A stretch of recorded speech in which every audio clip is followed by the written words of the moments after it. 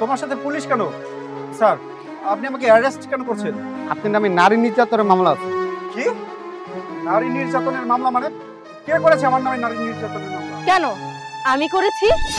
আমার মতো সুন্দরী একটা বউ ঘরে থাকা সত্ত্বেও তুমি কিনা পরকিয়া করে বেড়াও। বুঝতেই পারিনি যে তুমি আউটসাইডে রিলেশন চালাচ্ছ বলেই আমাকে সহ্যই করতে পারো না। কথায় কথায় আমার গায়ে হাত তোলো, আমার কোনো কথা তুমি কোনো মূল্যই দাও না। পরি, তুমি নারী নির্যাতনের মামলা করেছো মানে? কেন? ভুলে গেছো আজকে সকালবেলার কথা?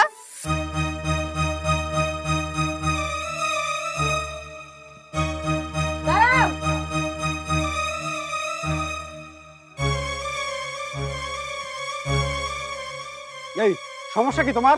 আমাকে পিছু ডাকলে কেন? কোথায় যাচ্ছ তুমি? কোথায় যাচ্ছি মানে আমার যেখানে খুশি আমি সেখানে যাচ্ছি, তোমাকে বলে যেতে হবে? কি ঘরে বউ থাকা শর্তে তুমি তাকে কিছু না জানিয়ে হুড়হুড় করে বের করে যাচ্ছ, আবার বলছো কিনা যেখানে ইচ্ছা সেখানে যাচ্ছি। সমস্যা কি তোমার? আশ্চর্য ব্যাপার, ঘরে বউ আছে বলে কি আমার সবসময় তোমার কাছে জবাব দিতে করতে হবে? আমি কোথায় যাচ্ছি কি করছি সবকিছু তোমার কাছে বলে বলে করতে হবে কেন? আমার কোনো নিজস্ব লাইফ নেই, আমার কোনো পার্সোনালিটি নেই, আমার কোনো স্বাধীনতা নেই? দেখো তুমি এভাবে কথা বলতে পারো না। বিয়ের পর পার্সোনালিটি বলে কিছু থাকে না, দুজনের মিলে সবকিছুতে সিদ্ধান্ত নিতে হয়। চুপ থাকো তুমি। আমি তোমার কোনো সিদ্ধান্তকে প্রাধান্য দেই না, আমার সিদ্ধান্তই বড় সিদ্ধান্ত। আর আমি তো তোমাকে বউ হিসাবে মানেই না। কি? তোর এত বড় সাহস, তুই আমার গালে থাপ্পড় মারলি? কি তুই আমাকে থাপ্পড় দিলি? ঠিক আছে, আমিও তোকে দেখে নিব। তুই আজ আমার মুখের উপর বলেছিস না আমাকে তুই বউ হিসেবে মানিস না। আমি যদি তোকে জেলের ভাত না খাওয়াতে পারি না তো আমার নামও পড়ি না। তুই এটা কি বললি? তুই আমার জেলের ভাত খাওয়াবি, পুলিশে দিবি? ওই তোর কোন বাপ আছে? তুই ডাইকা নিয়ে আয়, দেখি আমার কি করতে পারে। কি তুই আমার বাপ নিয়ে কথা বললি? ঠিক আছে, তোর নামে সত্য মিথ্যার বলে তারপর আমি নারী নির্যাতনের মামলা দিব, আর তারপর তোকে আমি জেলের ভাত খাওয়াবো। পরি, আমি সত্যি অনেক বড় অন্যায় করে ফেলেছি তোমার সাথে। তোমাকে না জানিয়ে দিনের পর দিন আমি মেয়েদের সাথে সম্পর্ক করে গেছি। তুমি আমাকে এবারের মতো ক্ষমা করে দাও, একটাবারের জন্য আমাকে সুযোগ দাও। না, তোমাকে আর কোনো সুযোগই আমি দিব না। তোমাকে এর আগে অনেকবার সুযোগ দিয়েছিলাম, কিন্তু তুমি নিজেকে শুধরে নাওনি। তুমি একের পর এক মেয়েদের সাথে সম্পর্ক করে যেতে আর আমাকে দিনের পর দিন অবহেলা করতে। ঘরে যে তোমার একজন বউ আছে তুমি সেটা ভুলেই গেছিলে।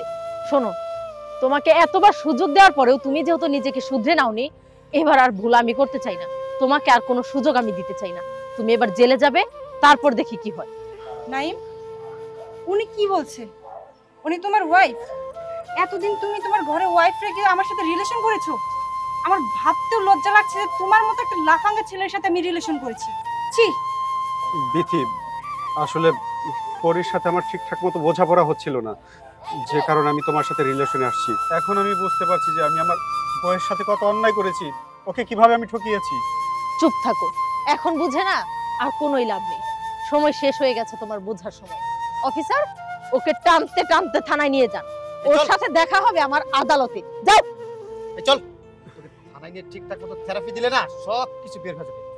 আয় পরি, দাঁড়াও। এই মেয়ে, তোমার সমস্যা কি? তুমি জানতে না ওর বউ আছে?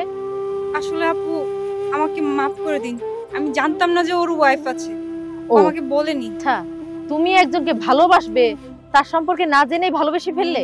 আসলে আপু আমাকে এমন ভাবে ইমপ্রেস করেছিল যে আমি আসলে ওর বিষয়ে কোনো কিছু জানার সুযোগ পাইনি। আচ্ছা ঠিক আছে, বুঝতে পেরেছি। তুমি যাও এখন। আচ্ছা,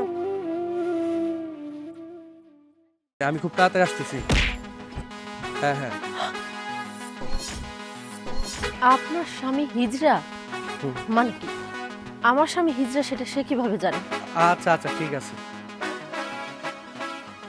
আরে কি ব্যাপার, দাঁড়িয়ে পড়লে কেন? আসো। এই তো আসছি। এই শোনো না, এই পাশে আমার এক ফ্রেন্ডের বাসা আছে। এখন যদি আমি এদিক দিয়ে যাওয়ার সময় ওর সাথে দেখা না করে যাই আর ও যদি সেটা জানতে পারে তাহলে ও খুব কষ্ট পাবে। এক কাজ করো, তুমি সামনে আগাও, আমি একটু ওর সাথে দেখা করে আসি। আচ্ছা ঠিক আছে, আমি সামনে যাচ্ছি, তাড়াতাড়ি চলে এসে। আচ্ছা ঠিক আছে। আচ্ছা। হ্যালো। হ্যাঁ হ্যাঁ। এক্সকিউজ মি, এই যে ভাই একটু দাঁড়ান। এই যে ভাইয়া, আপনার সমস্যা কি? আপনি এটা পিছনে কি লিখেছেন? আমার স্বামী হিজড়া মানে কি? আমার স্বামী হিজড়া সেটা আমি জানি না আর আপনি জানেন? আপনার স্বামী একটা হিজড়া, সেটা আমি ভালো করেই জানি। মানে আপনি কিভাবে জানেন যে আমার স্বামী হিজড়া? দেখুন, আমি ভালো করেই জানি আপনার স্বামী একটা হিজড়া, সেটা আপনি ঘরের বউ হয়ে জানেন না। আপনার বিশ্বাস না হয় আপনি বাসায় গিয়ে ট্রাই করে দেখতে পারেন যে আমি মিথ্যে বলছি না আমার কথা সত্য। কি আজব কথা! বাসায় গিয়ে ট্রাই করার কি আছে? আমার স্বামী কেমন কি আমি জানি না। ঠিক আছে, আমি এখনই বাসায় গিয়ে দেখব যে ও সত্যি হিজড়া কিনা। যদি আপনার কথা মিথ্যা হয় তাহলে কিন্তু আমি আপনার নামে মামলা করে দিব।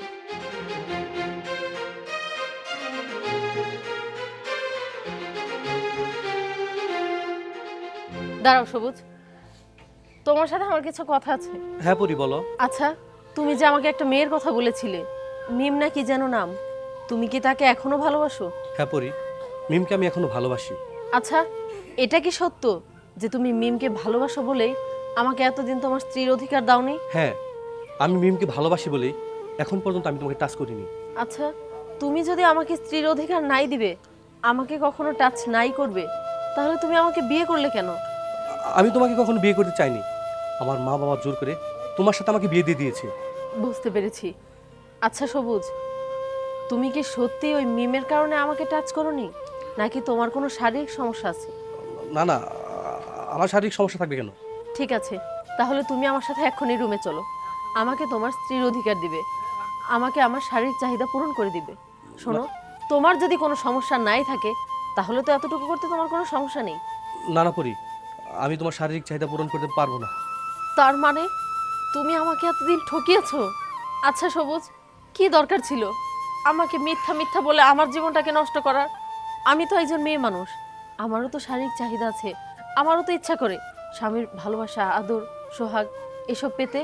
আর তুমি কিনা আমাকে মিথ্যা বলে আমাকে বিয়ে করে আমাকে দিনের পর দিন ঠকাচ্ছ। হ্যাঁ, আমি তোমাকে শারীরিক সুখ দিতে পারবো না, কারণ আমার সমস্যা আছে, আমার শারীরিক সমস্যা আছে। দেখো সবুজ, আজকে তুমি আমাকে বিয়ে করে কেমন এক ঝুলন্ত অবস্থায় রেখে দিয়েছো। না আমি পারছি তোমার সাথে সুখে শান্তিতে সংসার করতে, না পারবো বাবা মার কাছে চলে যেতে।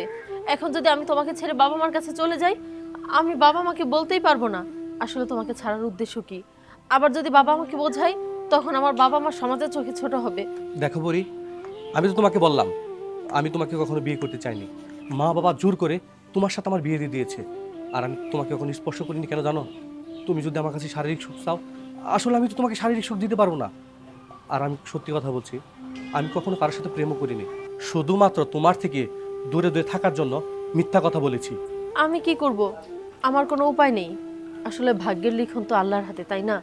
যেহেতু তোমার ঘরে আমি বউ হয়ে এসেছি, কথা দিচ্ছি তোমার যত সমস্যাই থাকুক না কেন, মৃত্যুর আগ পর্যন্ত আমি তোমাকে ছেড়ে যাব না। আর তাছাড়া সবুজ, এখন তো সব সমস্যারই সমাধান আছে। আমি তোমাকে চিকিৎসা করাবো, আমি তোমাকে সুস্থ করে তুলবো। আর তারপরেও যদি তোমার সমস্যা থেকে যায়, আমি বাকিটা জীবন তোমার সাথে এভাবেই কাটিয়ে দিব। পরি, তুমি আমাকে এতটা ভালোবাসো, আমার শারীরিক সমস্যা জেনেও তুমি আমার সাথে সংসার করতে যাচ্ছ। পরি, তোমার মতো বউ পাওয়া ভাগ্যের ব্যাপার। দেখো সবুজ, আমি তোমার স্ত্রী, আমি তোমার সকল দুঃখের ভাগিদারও আমি। আর তোমার যদি এই সমস্যার কারণে আমি তোমাকে ছেড়ে চলে যাই, তাহলে আমি তোমার কেমন বউ হলাম বলো? তবে একটা কথা মাথায় রাখবে, এখন থেকে আর কোনো কথা আমার থেকে লুকাবে না। পৃথিবীতে সবচেয়ে বোকা প্রাণী কে জানো? যে স্বামী তার স্ত্রী থেকে কথা লুকায়। পরি, তোমার হাত ছুঁয়ে আমি কথা দিচ্ছি, আজকের পরে থেকে আমি কোনো কথাই লুকাবো না তোমার কাছে। ঠিক আছে, ঘরে চলো। রাস্তায় দাঁড়িয়ে আছি, রিকশায় ভাবি, ভাবি,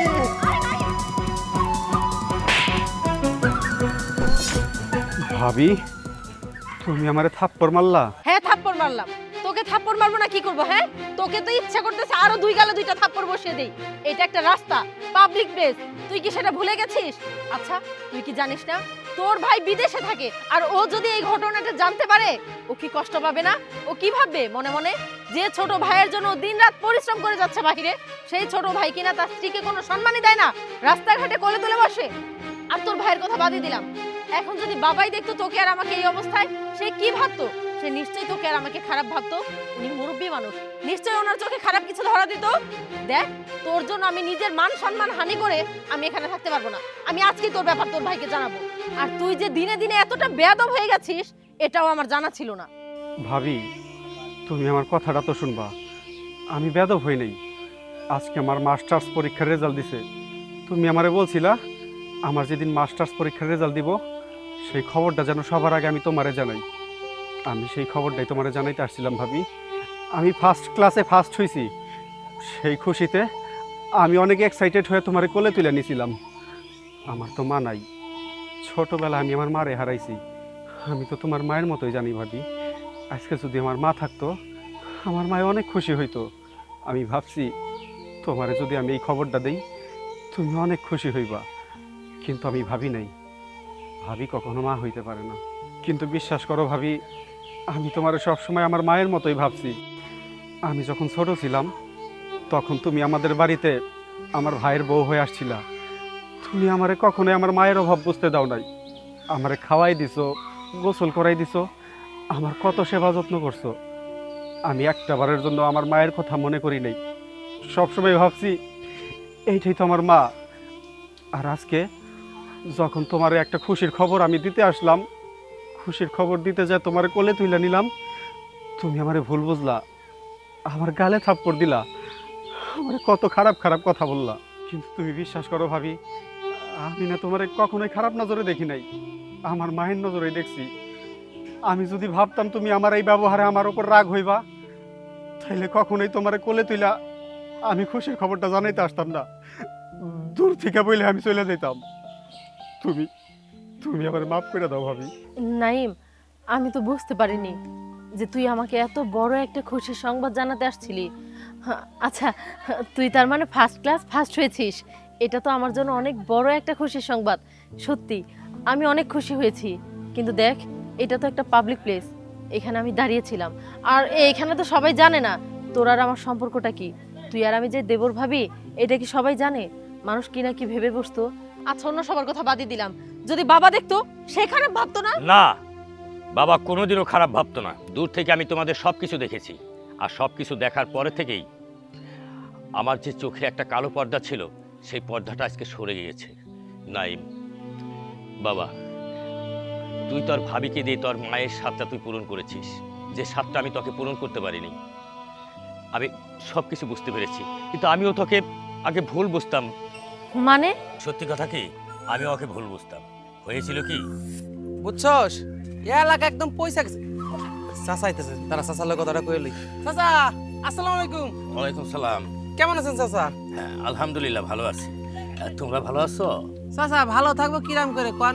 গ্রামের ভিতর যে অপকর্ম চলিছে তাতে তার ভালো থাকা যাচ্ছে না, তাই না রে রবিন? হ্যাঁ ভাই, আহা কও না, এরকম যদি বিশৃঙ্খলা হতে থাকে তাহলে তো সমাজ নষ্ট হয়ে যাবে।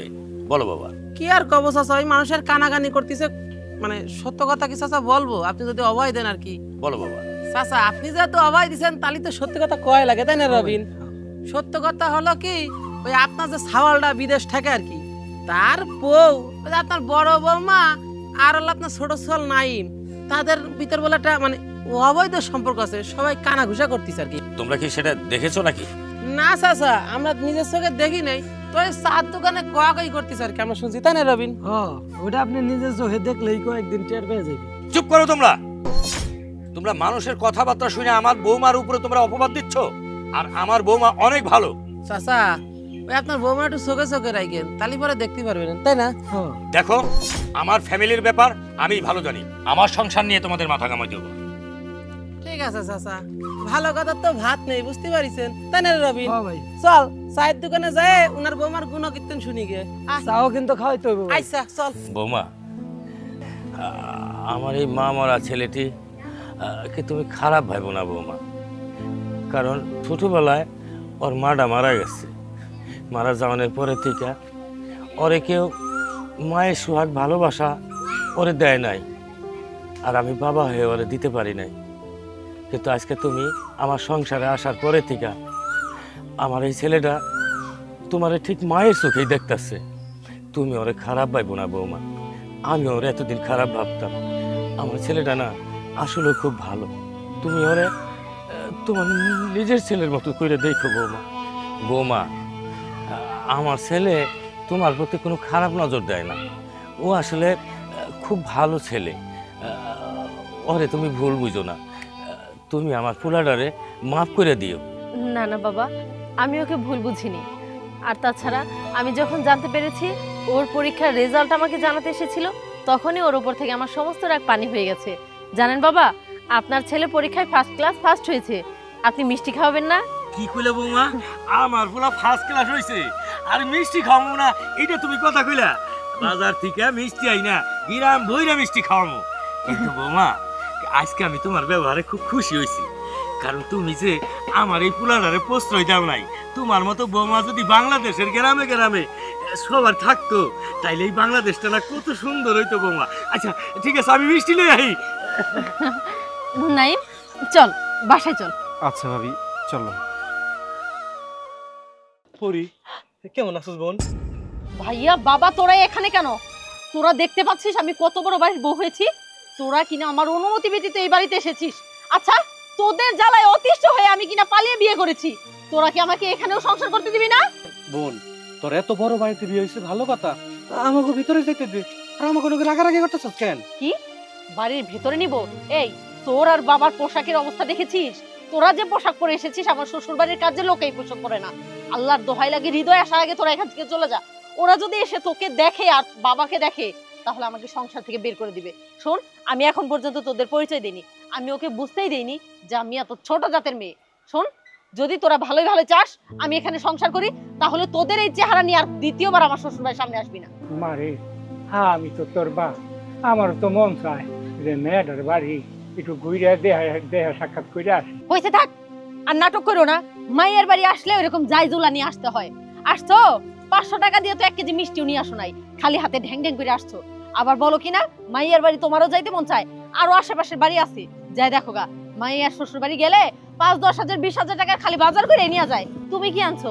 200 টাকা দিয়ে 1 কেজি আপেলও তো আনো নাই। আর নিজের পোশাকের কি অবস্থা? তোমারে আমি আমার বাড়িতে নিয়ে আমার বাড়ি নোংরা করবো? আমি করতে পারবো না বাবা, প্রয়োজনে আমি তোমাদের প্রত্যাখ্যান করবো, তোমাদের পরিচয় দিব না। তারপরেও আমি আমার এই সুখের সংসার ছাইরা কোথাও যাইতে পারবো না, তোমাদের পরিচয় দিতে পারবো না। এই যা, তোরা এখন চলে যা। বোন রে, আমরা তোর বাড়িতে খাইতেও আহি নাই, থাকতেও আহি নাই, শুধু তুই তোর লাগে দেখা করতে আইছি। চুপ! কোন মুখে তুই আমার স্বামীর নাম নিয়ে কথা কস? তুই কিনা মুখের উপর বলতেছস হৃদয়ের সাথে দেখা করতে আসছিলাম, তার মানে তোরা যুক্তি বুদ্ধি কইরাই আসছস আমার সংসার ভাঙার জন্য, তাই না? তার মানে তোরা হৃদয়ে জানাবি যে তোরা আমার বাপ ভাই। বোন রে, তুই তোর বড় ভাইয়ের গায়ে হাত তুললি, আমি তোর সংসার ভাঙতে আসি নাই। আমি আইছিলাম তোর সংসার যেন ভালো থাকে, শুধু হৃদয়ের লাগে দেখা করতে আইছিলাম। মানে তোর বুঝতে হইব না। এই টাকাগুলো রাখ, হৃদয়ে দিয়ে দিস। এত টাকা? এত টাকা কেমনে কি? আমাকে শেষ সম্বল ওই ভিটা মাটি বেচার এই টাকা।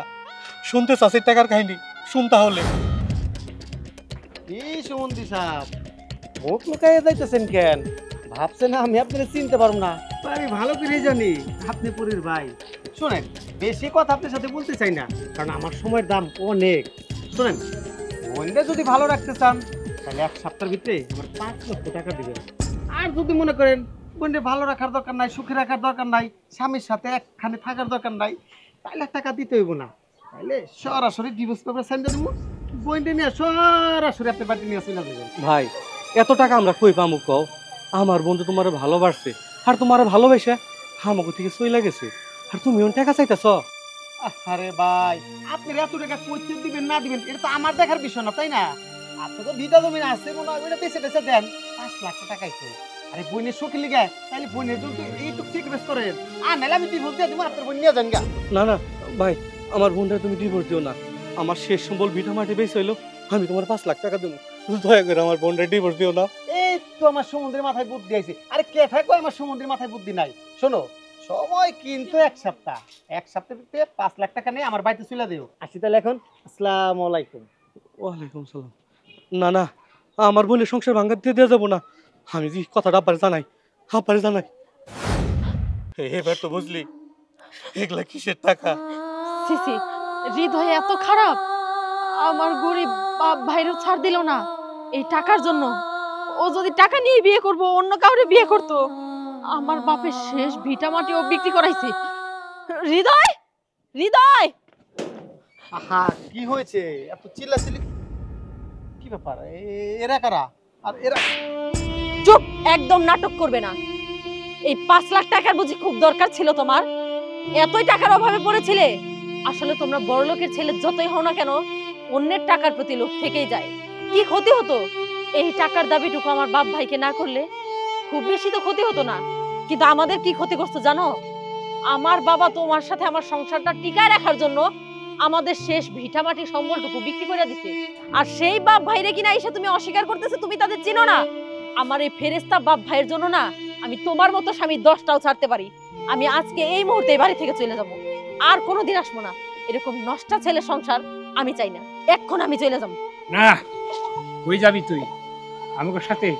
আমাদের সাথে তোর নেওয়ার লিগানি নাই। জামাই টাকা চাইছে, জায়গা জমি বেচে টাকা আনছি। যদি টাকা আরো লাগে, দরকার হলে কিডনি বেচে টাকা দিব তোর জামাইরে। তাও তুই এক পাও এই বাড়ি থেকে নড়বার পারবি না। যদি যাইবার হয় তোর জামাইরে শাস্তি করে নিয়ে যাবি। আর তুই একা, আমার বাড়িতে তোর জায়গা নাই। বউয়ে ঢুকছস, মরা লাশ হয়ে বেরোবি। আর তুই কি করলি? জামাইয়ের গায়ে হাত তুললি। তুই জানোস জামাইয়ের গায়ে হাত তোলা কত বড় পাপ?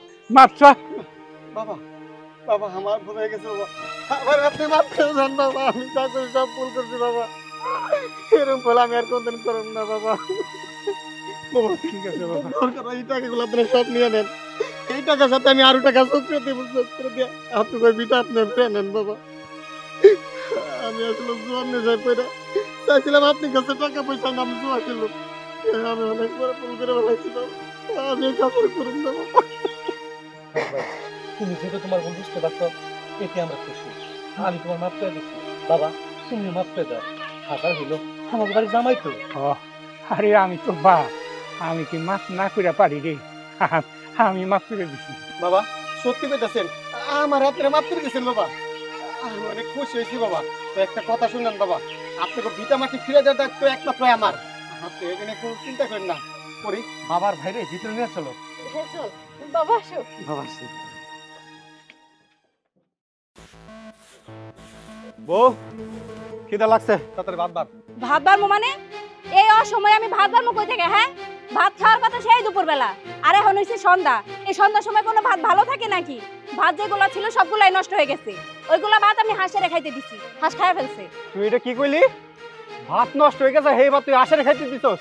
ওই তোর কাম হইলো আমার লিগে রাইন্দা বেড়ে রাখা। আমি সকালে আমু না, দুপুরে আমু না, বিকেল আমু, কখনো এক আমু, এটা আমার ইচ্ছা। তুই আমার লিগে ভাত না রে, তুই হেই ভাত আশারে খাইতে দিছস? তোর তো সাহস কম না? দেখো, এনে সাহস কম বেশি হওয়ার কি হলো? হ্যাঁ, ভাত নষ্ট হয়ে গেছে, ওইগুলো হাঁসের খাইতে দিব না? তুমি ঘরে ঠিক মতো বাজার করো। তোমার সামনে যদি নষ্ট ভাতগুলা দেই, তুমি তো ঠিকই আমার গায়ে হাত তুলতা। এই কারণে হাঁসেরে দিছি।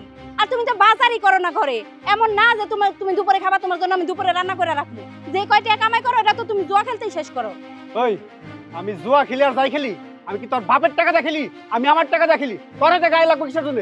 মাইকে হাঁস মুরগি বেচে কত ভাবে সংসার চালায়, আর তুই তুই কেমনে চালাস? তুই তো পায়ের উপরে পাও তুলে আমার সংসারে বয়ে বয়ে খাস। তোর বিয়া করে আমার জীবন দেওয়া অতিষ্ঠ হয়ে গেছে। তোর কি রূপ দেওয়ার লিগে বিয়া করছি? হাঁস মুরগি বেচে আমি কেমনে সংসার চালামু? হাঁস মুরগি যা ছিল ওইগুলা বেচে তো তুমি নিজেই জুয়া খেলছো।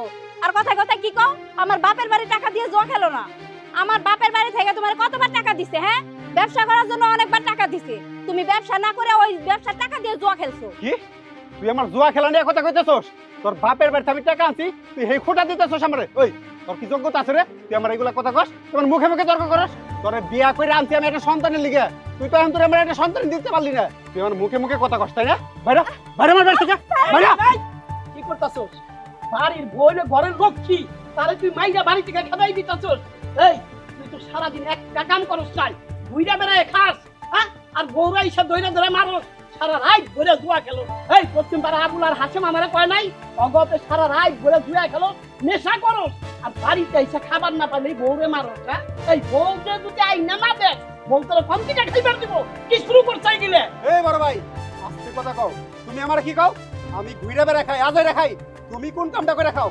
তুমি তো বাপের সয় সম্পত্তি সবই লিয়ে নিছাও, পায়ের উপরে পাও ফেলায় খাইতেছাও। আমার বাগে যেটুক জমি আছিল এইটা হইতে লিয়ে নিছাও। আবার তুমি এনে আমার জ্ঞান দিতে আইছো। এই তোমার জ্ঞান নিয়ে কি আমার চলন লাগবো? আমার কি জ্ঞান কম আছে? কি তুই কি কইতাছস? তুই আইছি আমার চোখের উপর কথা কইতাছস? তোরে আমি এই চুপ করো না ভাইজান। ভাইজান আপনি চুপ করেন, আপনি তো বুঝেন, আপনি বড় মানুষ। থামেন না আপনারা। শুধু কি তুমি আমার মারবে? ওই মারবি না।